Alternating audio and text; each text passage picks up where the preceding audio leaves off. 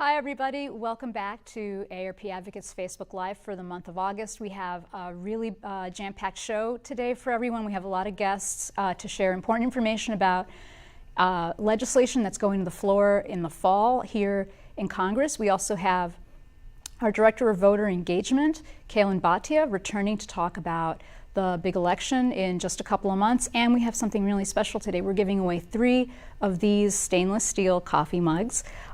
If you want to win one, what you need to do is I'm going to be asking some questions. Answer the questions during the segments when we are presenting the information.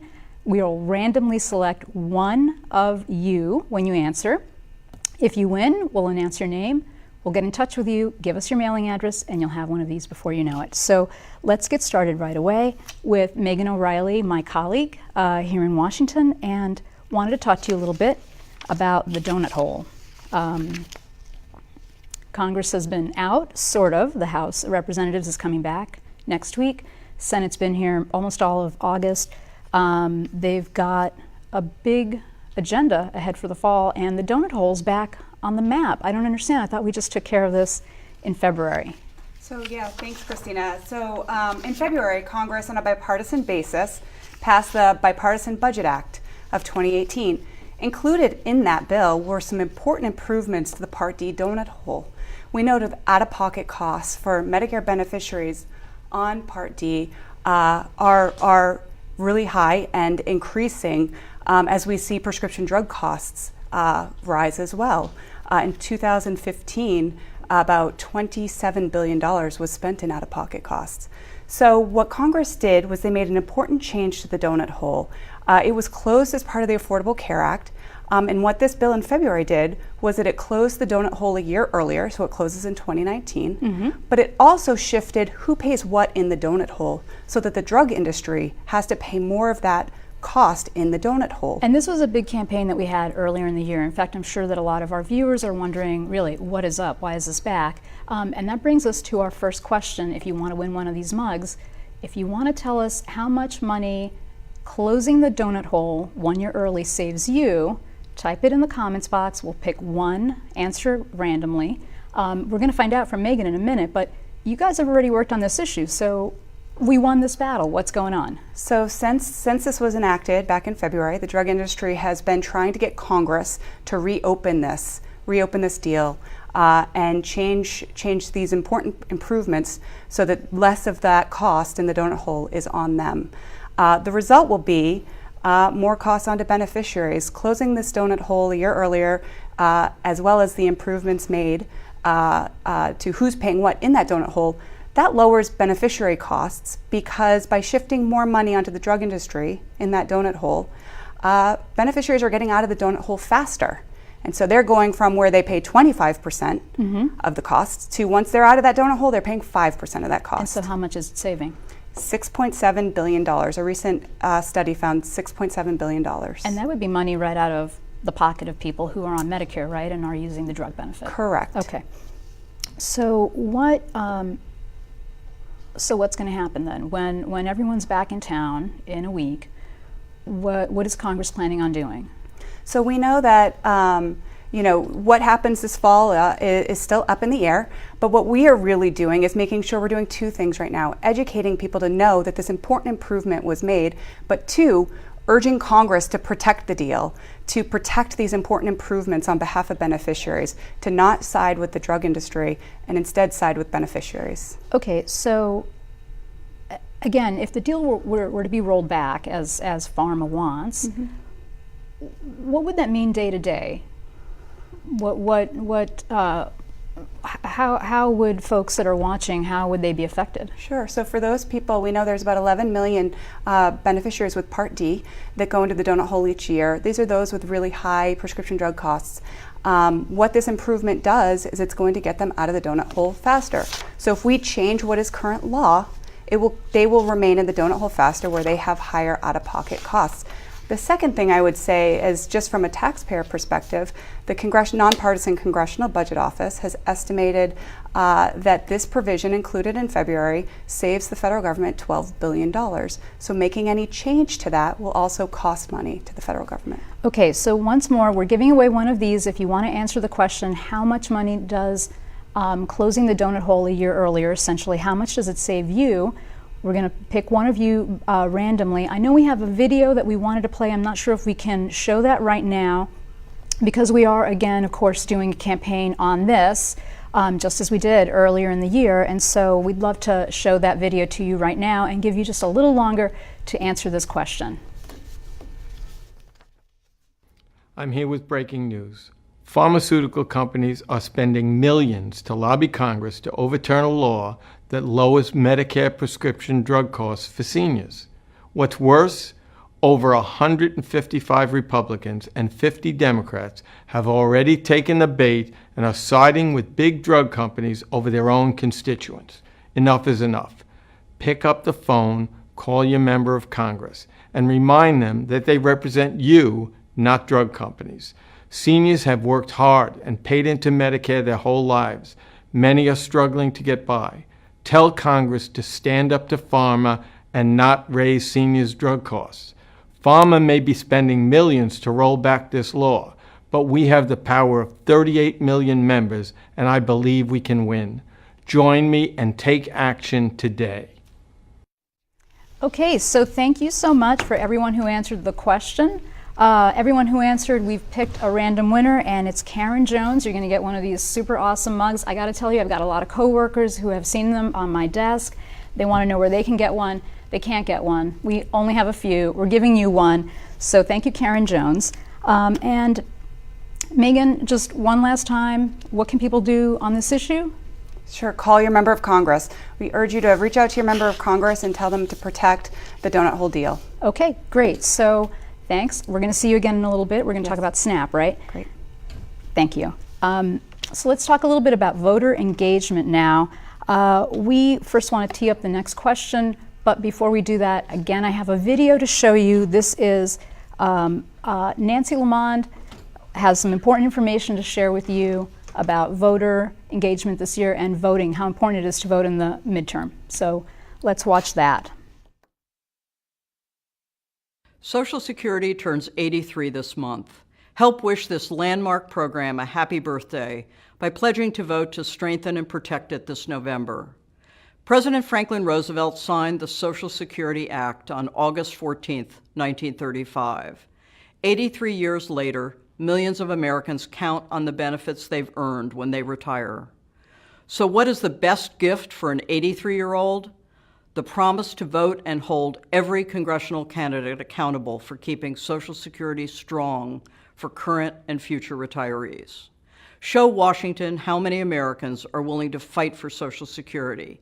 Take action by signing our birthday card at aarp.org/vote. All right, so that is our own Nancy Lamond encouraging you to remember to vote this year, to make a difference, be the difference. So let's go to our next question if you want to win one of these. This one's not, you can't answer it wrong. What would you say to someone, a neighbor, a friend, someone in your family who says, it's not that important to vote, I'm really not going to do it this year, I'm just not feeling it? What would you say to them to encourage them to go out and vote? answer, we'll randomly select, and you too can have one of these. So now we have Kaylin Bhatia. We've had you here before. Welcome back. You're Thanks, Christina. The Director of Voter Engagement here. So listen, just directly related to the question that we're using for the mug giveaway, it's August, it's hot, it's not a presidential election year, people are going to the beach. Why should they? Why even? Just why? Why? Right. Just why? Why? I got Labor Day. I got other things. I got Why? barbecues. That's we got right. a lot of barbecues. We got a lot of barbecues. Let me ask you this though: if I answer it, do I get one of these mugs? No, you don't. Oh, well, I mean, I don't know. Okay. You wouldn't be randomly selected, so that's not how this works. All right, Okay. let's be fair then. Okay. Yeah. No, what I would say to somebody, why should I go vote? It's not a presidential year. I would say every election is important. Issues like Social Security, Medicare, Medicaid, prescription drugs, family caregiving, these issues are on the line in every election, and especially so in this election. And your vote absolutely counts. I love to tell the story of last year's election in Virginia, where there was a governor's election and there was also elections for the House of Delegates. And the control for House of Delegates came down to one vote, literally one vote. Right. These are going to be very close elections this year. And your vote absolutely matters. So I hope you get registered. I hope you get out there and go vote. So, of course, we've been doing, for the last couple of Facebook Lives, we've been doing a whole series of polling around older voters, how important older voters are pretty much in every election. So tell me a little bit about older voters. Do older voters, do they all vote the same? Are we, are we a monolith that we all think alike and, you can pretty much count on, older voters to show up? Is that really true? Or is there a lot of variety in voting patterns and in who shows up? Absolutely. The 50-plus voter is the most powerful voting bloc in almost every election. But there are changes between presidential elections and midterms. For example, in 2016, 90.5% of voters age 50 plus who were registered came out to vote. In 2014, it was about 75%. Still a very high number, but the 15% that didn't come out in the last midterm 4 years ago, that number is larger than the millennial vote that's registered. So the number of older voters who didn't vote in the last midterm compared to the presidential, that number, the ones who did not vote, is larger than all of the millennial voters, the younger voters. Voters under the age of 35. Okay, so let me just, once again, if you're just joining us, we're giving away some free coffee mugs or tea or whatever it is that you like to drink. If you want to win one, we're talking about drop-off voters, essentially, people who voted in the presidential, don't make it out to a midterm. If you know someone, a neighbor, a friend, who says they're not going to vote this year, what would you say to them is a good reason to vote? Is there an issue? Is there something that you would say to them to encourage them to vote? Type out your answer in the comments box. We'll select one randomly and we'll send you one of these coffee mugs. So what are we doing at AARP to encourage those drop-off voters? What are some good reasons? Well, the reasons are these issues are on issues like Social Security, Medicare, Medicaid, prescription drugs, and family caregiving are on the line. You have to go and have your say. You've got to be the difference vote. In fact, that's the name of our campaign. That's the name of the campaign, Be right? the difference vote. And I wanted to go back to a question that you had about, the 50-plus voter being monolithic. Absolutely not. People think that they all vote in a certain way. They hold the same views and values. There's generational differences in 50-plus. We're talking about 3 different generations here. We're talking about the silent generation, baby boomers, and now even Generation X, which are aging into 50-plus. There's geographic differences, there's ethnic differences, gender differences, and political differences. It is not monolithic, but at the same time, we have been telling the candidates and their campaigns and influencers around the country, do not take this vote for granted. Right. They will make or break your election. Okay, so one last question for you. What can people do to get involved if they want to do something today? The election's not until November 6th. What can they do today? They can go to www.aarp.org/vote. Again, that's aarp.org/vote. They can pledge to vote. And once you pledge, we'll communicate with you about elections in your state and district. And that's a great way to get involved. And if you've already taken the pledge, of course, you can, ask a friend, someone in your family to take the pledge. They can ask somebody else to do the same thing, right? Absolutely. They can share with a friend. And there's a lot of great information on that website, and we constantly update it. Well, Kaylin and I are right here in Washington, D.C., but I hope that all of you know that we have a state office in every single state and in Puerto Rico and the Virgin Islands. So we have a special guest today because, I have to say, the state staff are doing the most amazing work. And today our special guest is Will Phillips, who is the AARP director from Minnesota. He's coming to us live from St. Paul. Will, can you hear us? I can hear you. I hope you can hear me. We certainly can. So, Will, first of all, thanks for taking some time this afternoon. Before you tell us about what you're seeing with voter engagement where you are, introduce yourself a little. Tell us something fun about where you are in Minnesota. Sure. Yeah, well, as you said, my name is Will Phillips. I'm the state director for AARP Minnesota, and you can't tell it from the view behind me, but I'm right here in lovely St. Paul, Minnesota, and our office is here. We have a staff of 8 covering the whole state, and something that everybody should know about Minnesota is that right now we're in the middle of the Great Minnesota Get-Together, which is what we call our state fair. And in spite of what people in maybe Texas or Iowa would tell you, the Minnesota State Fair is the largest state fair in the country by attendance. So we're right in the middle of that, and AARP has a presence out there every single day, actually working on this voter engagement campaign that Kaylin was just talking about. Well, that sounds pretty exciting. So tell us what are you seeing in your daily work? Like when you go to the state fair, when you do all the events, and there's so many awesome things that you guys are doing. What are you hearing from Minnesota voters, from older voters? What issues are they focused on? Yeah, I mean, I think the first thing that we know is that voters are really engaged this cycle. It is a midterm election, but here in Minnesota, we have an open seat gubernatorial election. We have 2 U.S. Senate races that are up, the entire U.S. House and the entire Minnesota House. So as Kaylin said earlier, there is a lot at stake here in Minnesota this year. And so we're seeing that people are frustrated, I think, with how things are going in Washington, but they're fired up to vote. And for our primary, which was August 14th, we had the highest turnout for a primary in Minnesota since 1994. So people are concerned about issues like healthcare, the cost of prescription drugs, and changes to Medicare are some of the key issues that we're hearing a lot about. And if past is prologue, if the primary is what we're going to see in the general election, I think they're turning some of that angst and some of those concerns about the issues into showing up at the polls and figuring out how they can make changes there. So you mentioned Medicare issues like maybe even the donut hole, which we talked about a little earlier with Megan. How about changes to Social Security? Is that also on voters' minds? Absolutely. Social Security, and then even here at the state level, what are some things that states can be doing to provide workers some opportunities to save for their own retirement? So that financial security picture in terms of looking down the road is top of mind for folks.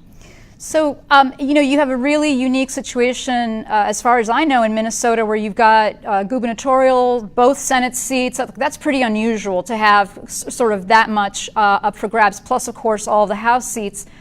Whether you're in Minnesota and you have that much change, potentially on the table, or in another state where maybe there aren't, senatorial races this year, what would you say to someone? What can they do? We heard from Kaylin, but what would you say to someone? What can they do to, lift up their voice and make sure that candidates hear about all these issues that you've mentioned that are important to older voters? Yeah, show up, get involved. We're not hearing enough about these issues when we're out. When we're listening to debates on the radio, hearing campaign advertisements and those kinds of things. So if people feel the same way, find out when the candidates are going to be in their community. Show up at an event. Ask a question about the issues that are most important to you. Take our voter pledge. Find out where the candidates stand and press them on the issues. I think that's the most important thing that people can do. And of course, we need to keep reminding candidates about the power of the 50-plus voting block and why they should be paying attention to not only the people that comprise that voting block, but the issues that are important to them. Well, thank you so much for joining us today, Will. Get back to the state fair. I'm sure that, what is it, the Great Minnesota Get-Together? Wait, did I get that wrong? There you go. You okay. got it. All right. Excellent. Well, thank you so much. Thanks so much for joining us today. So we've got another winner, and I just wanted to say thank you to Kathy Robbins for answering in the comments box about what she would say to someone is a good reason to get out and vote this year. And thanks to Will and Kaylin for doing everything they're doing to make sure that everyone understands what's at stake and everyone is registered and ready to go vote this fall. I mentioned that we were going to see Megan again, and you're back. There's more going on, not just Donut Hole. Yes. Tell us a little bit about what else.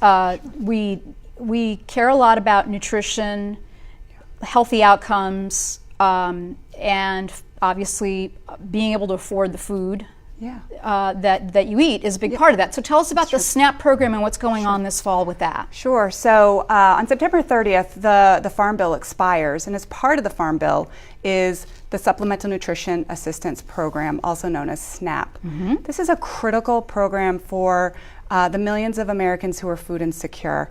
There are about 42 million Americans, including 8.7 million households with someone 50 and older that are on SNAP. What's happening in Congress right now is earlier this summer, the House of Representatives passed a bill along party lines, and what this bill would do would really make it harder, particularly for older Americans, to access SNAP. Alternatively, the Senate undertook a bipartisan process where they passed a bill that protected SNAP and also included some important provisions to strengthen the program.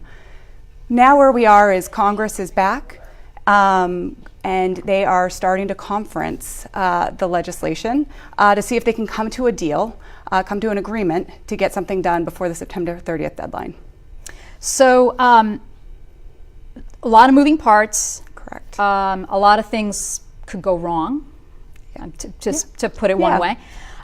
You heard Megan use a number. I think it actually may also be on screen as a graphic. If you are interested in participating in our last giveaway for one of these coffee mugs, the question that we want you to answer in the comments box is, how many households have someone who is over the age of 50 and is also receiving SNAP? So essentially, how many SNAP households include an older American? And it's a really large number. Correct. Type your answer in the comment box. We'll randomly select someone. There are a lot of Americans who really rely on this program. And we've been very involved for a long time on this. So what can everyone watching, what can they do to help as we head into the fall and this complicated situation that you laid out legislatively? What can they do to get involved? Sure. This is, contact your member of Congress and urge them to protect SNAP. I should mention that the first public conference hearing on the bill is going to happen on September 5th. AARP volunteers will be there fighting to protect SNAP, as we have been and as we will continue. But if you can reach out to your member of Congress and urge them to protect SNAP, it's a really critical time in this debate and would be really helpful. Okay, and it's great to know that our volunteers are going to be there. We have the best volunteers, and Congress is quite familiar with them. They see them at many hearings and other kinds of events. So that's great advice. Reach out to Congress, give them a call. So if you would like to participate in the last giveaway for these coffee mugs, if you want to type in the comments box the answer to the question, how many households have an older American and that household is receiving SNAP? And I think the graphic actually has the answer, and it is a really big number. While we're waiting for a few more folks to answer that question, let me ask you, Megan, if maybe you could also give us yet another update on ACA. There's so much going on as we head into the end of the year. So what's going on with ACA? Sure. So relating to the Affordable Care Act, there's litigation that's ongoing down in Texas. It was brought by the Texas Attorney General and Attorney Generals in 19 other states. Coming this Wednesday, there will be oral arguments in that case. And what these Attorney Generals are arguing is that the ACA is unconstitutional. AARP Foundation Litigation filed an amicus brief in the litigation, stressing the importance of the ACA for older Americans and urging the court to uphold the law. So there will be, more news coming out of Texas this week, and we'll continue to keep you updated as AARP continues to fight efforts to weaken or eliminate the law. Anything else that we should be looking out for this fall? I mean, that's a lot, but anything else health related or that would affect out-of-pocket costs for seniors. Yeah, the other thing I would mention, it's something that we've talked about before, relates to these what are known as skinny plans, short-term duration plans. These are plans that don't include things like different benefits. They allow insurance companies to discriminate based on pre-existing conditions. They can charge someone 10 times more because you're 60. So these short-term plans used to be limited to a 3-month period. The administration just recently finalized a rule that will allow the plans to be sold for up to 364 days a year and renewed for up to 3 years. We have been fighting this rule because of the significant impact it will have on those millions of Americans 50 and over, particularly, that get their coverage through the ACA. So that is an issue that is ongoing. Again, this is one we're going to continue to fight as we fight to protect the coverage for the millions of older Americans who depend on their coverage through the marketplace. And I'm sure that's an issue we're going to be hearing a lot about as we go forward into the end of the year and even into the years to come. Absolutely. I'm sure. All right, so one more time, if you're interested in winning one of these coffee mugs, answer the question, how many households have an older American and also are receiving SNAP? And I'll make it easy for you, just answer in the comment box. We are looking for the answer 8.7 million. So there it is if you want one of these. One other update that I personally wanted to be able to give everyone, we have been working for a very long time, as you know, on the issue of the kind of advice that you get when you're investing for your retirement. This is a fight that we've been in for many, many years now.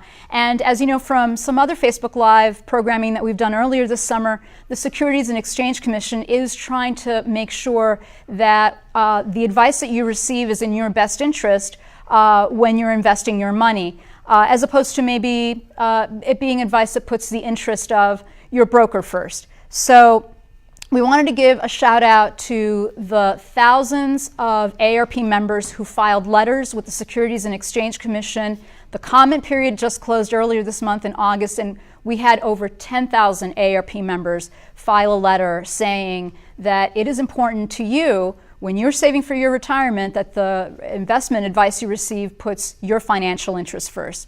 So we wanted to thank all of you for that, and we will certainly be updating you on what the Securities and Exchange Commission does on this important issue through the fall and early next year.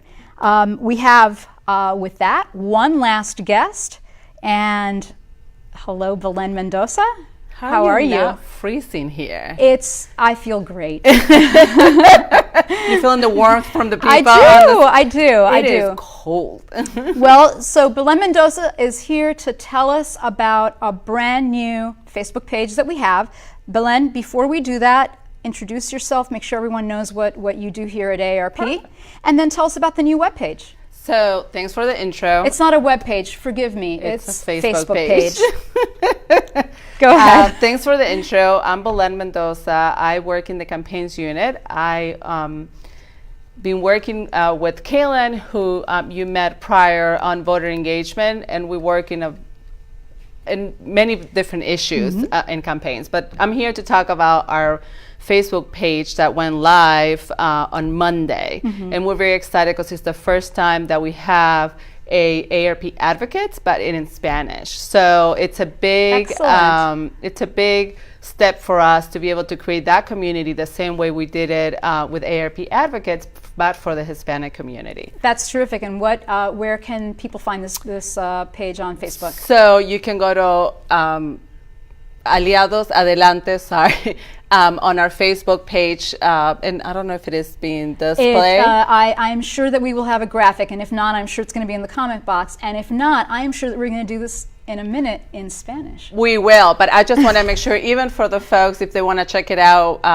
we're starting to populate it, and any comments, any ideas you guys have, please leave them on. We're excited to be able to use this as a vehicle to communicate with the community. Okay, entonces ahora, para los que están viendo en español. Tengo que hacer toda la introducción de Belén, vuelta. no, Belén. Belén, ¿qué tenemos en Facebook? ¿Qué es lo que tenemos? ¿Una página nueva para hacer qué? Tenemos una página nueva con la que nos vamos a comunicar con la comunidad hispana. Es algo que no hemos hecho antes. Antes usualmente siempre usábamos nuestra AARP Advocates y en este momento estamos creando lunes, actualmente, creamos una AARP. Spanglish permitido. Sí, es algo que no me gusta hacer, pero me salió. Hey. Aliados Adelante, y es donde la gente puede ir y hablar con gente de la comunidad hispana de los temas que nos interesan a nosotros. Entonces la hemos abierto, es algo realmente muy importante Y para son los AARP. mismos temas, seguros sociales, Medicare, el precio de la medicina que es demasiado alto.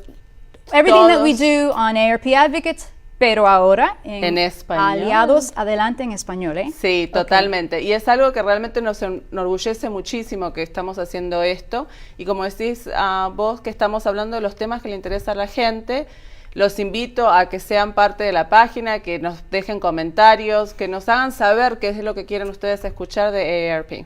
Bueno, yo estoy muy excitada, yo creo que está la idea súper chévere.